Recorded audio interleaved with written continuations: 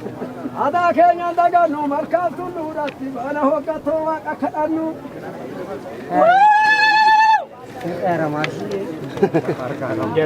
Dirangura Oromooni. Ada keenya daganu markaatu nuurratti bana hoggatoo waaqa kadhannu.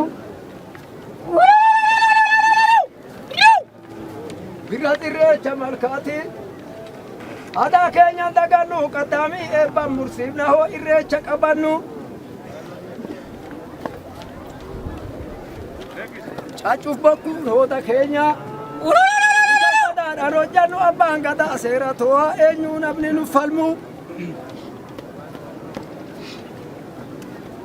Kudaana bee mallattoodha bakkatti seera barannu jidda garaantu barsiisaa seera akka itti nam gechee taraan Oromooti Finfinnee Abiyaa Abbaa kooti gechee taraan Oromooti Finfinnee Abiyaa Abbaa kooti.